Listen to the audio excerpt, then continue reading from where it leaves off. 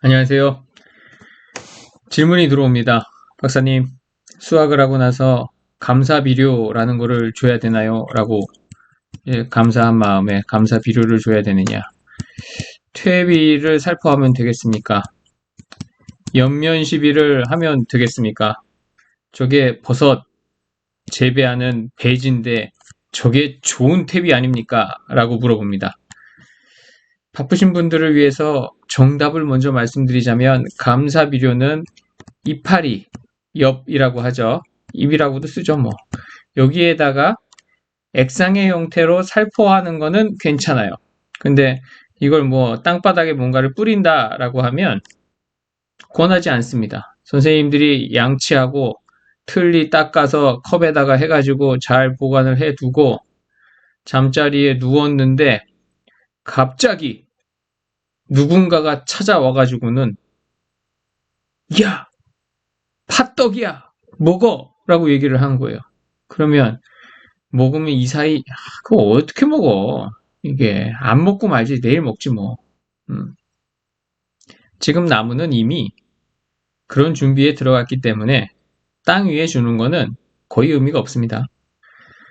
퇴비라는 거를 그러면 지금 사람들이 많이 살포를 하는데 지금 살포를 해야 되느냐? 역시 줄 필요 없습니다. 연면 시비를 하는 것만이 흡수를 시킬 수 있는 건데 그럼 지금 이게 흡수가 돼서 영양학적으로 뭐 광합성을 많이 하고 뭐 이래가지고 꽃눈을 더 충실하게 만들고 겨울에 견딜 수 있는 내동성을 더 강화시키고 병원균이 필요한 화학 물질들을 더 많이 뿌리로부터 갖고 오라고 그래가지고 도움을 주지는 않아요. 그러면 연면 시비를 하는 이유는 뭐냐?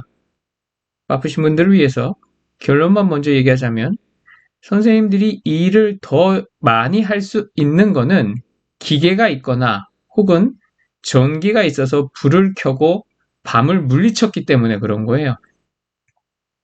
우리가 연면 시비로 질소나 고토 이런 것들을 준다라고 하면 그런 것들이 지금 무슨 막 엄청나게 당을 만들어 가지고 꾸역꾸역 저장을 해 가지고 그러는 게 아니고요.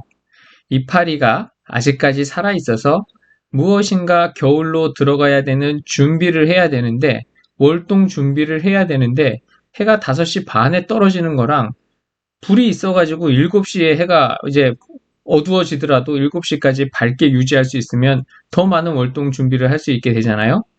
그 역할을 연면시비하는 비료들이 한다라고 보시면 되겠습니다. 그리고 오늘 배지에 대해서 설명을 해드릴 텐데요. 이 톱밥 배지라고 하는 거 이거를 돈을 주고 가지고 온다라고 하면 선생님들은 기름값도 안 나오는 짓을 하고 계시는 거예요. 기름값조차도 아깝다고요. 그 돈 주고 사올 물건이 아닙니다. 누가 거저주면 갖고 와야 되느냐? 거저준다고 해도 조금 고려를 해봐야 돼요. 아니 이게 왜? 이거 사람들이 좋다고 얘기하는 건데 이 배지를 뭘로 만드는지 아세요? 두 가지로 만듭니다. 크게 이 나무를 부셔가지고 톱밥을 만들어요. 그럼 그것만 먹고 크는 거는 버섯은 당연히 나무에서 그걸 해서 다 먹고 사는데 재배를 할 때는 그러면 시간이 오래 걸리고 버섯의 수량이 많이 나와요, 안 나와요? 많이 안 나오지. 그러니까 여기에다가 무엇인가 맛있는 거를 줍니다. 우리는 그거를 뭐라고 할까요? 미강을 섞습니다. 그렇죠. 예. 이제 별을 도정을 할 때 쌀 눈도 조금씩 떨어지기도 하고 부셔지는 것들도 있고 그런 거를 섞어 가지고 이 배지를 만들어요. 아니 그럼 박사님 산에서 나뭇잎을 가져오거나 어떠한 다른 것보다 일단 양분이 많은 거 아닌가요? 라고 생각하실 수 있어요. 그건 생각이지. 아니요, 박사님. 제 생각이 아니고요. 어떤 강사가 와서 그랬다니까요. 그 강사가 잘못한 거지. 아니요, 박사님. 그 강사는 굉장히 여러 군데 강의도 하고 인터넷에서 뭐도 하고 뭐 유튜브에 영상이 있고 뭐 유명하신 사람인데요. 그런 사람은 뭐 모든 걸 다 정확히 알 수 있을까요? 예, 제대로 모르기 때문에 그러는 거예요. 그 사람이 잘못 알고 있다고요. 이거는 심지어 이러한 배지는 어느 만큼 양분이 없느냐 하면 이게 그냥 나무 토막이거든요. 이거보다도 못한 거예요. 다르게 말하면 선생님들이 제재소나 이런 데에 가서 톱밥을 사올 수 있잖아요. 톱밥보다도 양분이 없어요. 아니 박사님 그건 말이 안 되잖아요. 톱밥에다가 미강을 섞었는데 아니 그거보다도 이게 없다라고 하는 게 이게 말이 됩니까? 네, 말이 안 되는 것 같죠. 말이 안 되는 것 같으나 그게 말이 됩니다. 한번 보자고요. 왜 그런지에 대해서. 오늘 이제 6장의 사진을 가지고 설명을 해 드릴 텐데 한번 살펴보도록 하겠습니다. 버섯 배지는요, 이게 이렇게 생각하시면 돼요. 분명히 좋은 것들로 만들었어요. 뭘로 만들었습니까? 나무. 참나무가 됐든 뭐가 됐든지 간에 여기에다가 미강. 그러면은 이렇게 해가지고 섞어가지고 이 봉다리에 담아서 키우면 내가 원하는 표고가 나올까요? 느타리나 뭐 새송이 이런 게 나올까요? 안 나오죠. 영지도 안 나옵니다. 아무것도 안 나와요. 이상한 다른 것들이 막 나오겠죠. 그래서 이 두 개를 살균을 합니다. 살균은 이제 두 가지 방식이 있는데 상온 살균이랑 가압 살균이 있어요. 고온으로 하는. 대부분 이제 고온 살균, 가압을 하는 거를 이야기를 하는데 그러면 살균을 했기 때문에 양분이 없는 거예요? 아니에요. 선생님, 닭고기를 고압력 밥솥이나 이런 데에서 고온 고압으로 삶으면 양분이 더 잘 나오죠. 고기 안에 있던 것들이 분해되면서 압력에 의해서 고온의 열에 의해서 열수 추출이 되는 거예요. 그걸 우리는 열수 추출이라고 하는 거죠. 거기에다가 이 열을 우리가 만약에 100원어치의 열을 가하는데 1000원어치의 효과를 보고 싶어 라고 하면 어떻게 해요? 그냥 압력을 높이는 방법을 씁니다. 그게 압력 밥솥인 거예요. 증기를 새지 않게 해서 더 낮은 온도에서도 더 많이 분해가 될 수 있게끔 만드는 거죠. 살균을 이 고온 가압을 해서 했을 때 고온 가압이라고 하는데요. 했을 때 양분은 더 많아진다. 먹기 편하게 많아진다 라고 보시면 돼요. 아니 근데 왜 이게 양분이 없다라고 얘기를 하십니까? 예. 살균을 그렇게 하고 난 다음에 무슨 문제가 있냐? 특정한 균을 집어넣어요. 표고균이나 느타리 균을 집어넣어요. 그래서 그것들이 얘들을 먹고 빨리 버섯을 만들어야 되는 거예요. 그 기간이 보통 한 120일 정도 걸립니다. 그 맛있는 미강과 톱밥을 하나의 병원균들이 다 먹어서 야 이제 우리가 어느 정도 새를 불렸으니까는 자실체를 만들자, 버섯을 만들자 라고 할 때까지 보통 한 4달 정도가 걸린다라는 얘기예요. 균사가 완전히 저것들을 다 한 거죠. 여기에서 우리는 중요한 사실을 잡아내야 돼요. 뭐를 잡아내느냐? 선생님, 소고기 좋아하시죠? 우유도 되고, 우유에서 치즈도 나오고, 소고기에서 온갖 부산물들이 나오지 않습니까? 가죽까지도 나오고, 간도 먹을 수 있고, 다양하지 않습니까? 그럼 얘들의 기본은 뭐였을까요? 소가 뭐를 먹고 이게 됐을까요? 여기 소가 있는데. 풀을 먹었거나 곡식을 먹었겠죠? 그럼 풀과 곡식은 뭐에서부터 시작을 했을까요? 그렇죠. 얘들은 우리가 알고 있는 햇볕과 그리고 물과 이산화탄소에서 시작을 한 거예요. 얘를 소가 먹은 건데 그냥 소가 물은 먹잖아요. 이 물은 먹고 숨 쉴 때 이산화탄소도 들어가서 먹을 수 있어요. 햇볕 쬐을 수 있어. 하지만 그렇게 해서 먹고 살 수는 없죠. 어떠한 형태를 갖춰야 되죠. 그게 풀이나 옥수수 같은 알갱이의 형태를 먹어버리면 얘가 이걸로 뭐를 만듭니까? 좋은 것들을 만들어내죠. 그러면 그 소가 그거를 먹고 난 거를 우리는 뭐라고 그래요? 똥이라고 이야기를 하죠. 그러면 이 똥이 중요한 거예요. 이 똥이 이 풀이나 이 곡식보다 영양가가 많을까요? 적을까요? 이거는 뭐 당연히 적죠. 당연히. 적어요, 적어. 근데 우리는 이러한 똥에다가 왕겨를 집어넣거나 톱밥을 넣거나 이런 거를 잘 모아가지고 섞어가지고 해놓은 거를 뭐라고 그래요? 퇴비라고 얘기를 합니다. 그래서 그 중에 소니까 우분퇴비, 닭이면 개분, 돼지면 돈분. 퇴비라는 말은 왜 붙였느냐? 균들이 굉장히 많으니까. 그러면 이 버섯은 퇴비냐? 균이 한 종류가 있어요. 퇴비라고 이야기할 수는 있으나 우리가 통상적으로 생각하는 퇴비는 온갖 균들이 다양하게 분해를 시킨 거예요. 얘는 퇴비라고 그래서 하지 않고 그냥 어찌 보면 퇴비가 아니고 무슨 폐기물 같은 개념으로 접근을 하셔야 되는 거예요. 왜 그런지는 이제 이쪽에다가 하나 써놓을게요. 리그닌이라는 거를 하나 써놓을게요. 자, 다시 돌아와서요. 얘가 왜 양분이 없느냐? 그렇게 막 좋은 것들이 있는데 저기에서 우리가 뭐를 생산을 했을까요? 버섯을 생산을 했잖아요. 좋은 거는 버섯으로 나가고 안 좋고 분해하지 못하는 것만 여기에 남아있는 거예요. 그걸 우리는 그 중에서 그럼 여기서 뭐가 맞느냐? 리그닌이라고 하는 건데 이 버섯을 만드는 균조차 이거를 분해하지 못해서 이 형태가 남아있는 거예요. 이거를 분해를 해버렸으면 저것도 거의 다 이 버섯의 형태로 바뀌어서 사라졌죠. 옥수수를 먹고 풀을 먹고 소고기가 생성이 되고 닭고기가 만들어지고 돼지고기가 만들어지는 것처럼 이러한 톱밥과 미강을 먹고 버섯이 만들어진 거예요. 어떠한 균이 그 역할을 한 거예요. 소가 풀을 먹듯이 이게 균이 그 역할을 한 거예요. 그러면 얘 양분이 많이 있느냐?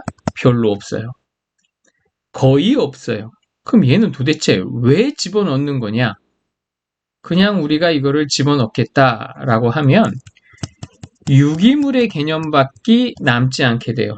아니 박사님, 토양 검정을 해보면 유기물 함량이 보통 뭐 한 15 정도밖에 안 나와요. 한 25에서 한 35 정도 나오면 좋겠는데 유기물을 많이 넣으라고 해가지고 그러면 이런 거 집어넣으면 좋은 거 아닙니까? 왜 이게 어려우냐 하면은요. 우리나라 이제 토양이라는 것들이 생성이 되는 게 보통 쥐락이 백악기 이때에 현무암들이 올라와서 형성이 된 거거든요. 그냥 쉽게 말하면 선생님들이 농사 짓고 있는 땅은 최소한 1000만 년에서 2억 년 정도 전부터 계속 해가지고 무언가가 살고 죽고 쓸리고 낮은 데로 흘러가고 모이고 모여가지고 결국 지금의 토양이 만들어진 거예요. 그래서 선생님이 거기서 농사를 짓고 있는 거예요. 1000만 년이나 2억 년 동안에 겨우 그렇게 해서 쌓여가지고 유기물이 15라고 결정이 되어져 있는데 선생님들이 그거를 강제적으로 이렇게 올리려고 하면 얼마만큼의 노력을 해야 되느냐. 밭이 안 보이게, 밭의 바닥이 보이지 않게 무엇인가를 깔아도 잘 안 돼요. 왜 안 되냐 하면 균들이 그거를 다 분해를 해버리고 비가 오면 씻겨 내려가고 그래요. 하우스 안에서 비가 내리지 않는 조건에서 유기물들을 많이 집어넣고 미생물들의 상이 그렇게 많지 않을 경우에 유기물 검사를 해보면 함량이 뭐 45에서 막 60까지도 올라갈 수는 있어요. 일시적이죠. 내버려두면 다시 돌아갑니다. 선생님들이 노지에서 농사를 짓는다라고 하면 이거는 어려워집니다. 유기물의 함량을 높인다라는 게 생각만큼 쉽지 않습니다. 다시 한번 사진을 조금 더 살펴보도록 할게요. 한번 보죠. 우리가 이런 것들을 이렇게 볼 수 있어요. 사과가 썩었어. 사과는 왜 썩는 걸까요? 똑같습니다. 아까 그러한 배지에 버섯균을 집어넣어서 이러한 버섯이라는 자실체를 만들어냈잖아요. 사과라는 거에 균이 들어가서 이 균이 지가 먹고 잘 사는 모습이 이거예요.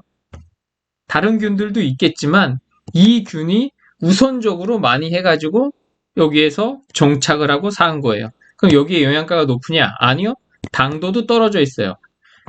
아니, 왜 당도가 떨어져요? 이게 균이 어디 간 것도 아닌데. 네. 당이라고 하는 거를 분해하면 이산화탄소라는 가스가 나와요. 당을 분해해서 이렇게 가스가 나옵니다. 에틸렌 가스가 나와요. 나와버립니다.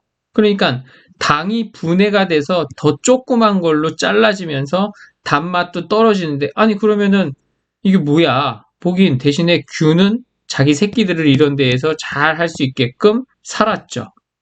사과의 당이 어떠한 특정한 균으로 바뀐 거예요. 이런 거에 똑같이 일어나는 게 버섯을 키울 때에도 일어나는 거고요. 이 사과는 여기에 그러면은 멀쩡한 부분이 좀 보이죠. 저기에는 영양가가 더 많이 남아있겠죠. 이쪽보다. 맞아요. 그러면 버섯 배지는 이렇게 균사들이 엄청나게 들어가기 쉽게 이거를 만들어 놓은 거예요. 그래서 얘들은 이렇게 잘라보면 그 안에 균사가 다 퍼져 있고 별로 먹을 게 없는 거예요. 그러니까 저런 것들이 토양에 들어가게 되면 저걸 뭐 하나의 덩어리라고 보자고요. 저렇게 이렇게 토양에 들어가서 이렇게 뭔가 덩어리를 형성을 하고 있어요. 그러면 여기에 이렇게 마이너스 입자를 띠게 되거든요. 전하를 띠게 된다고요.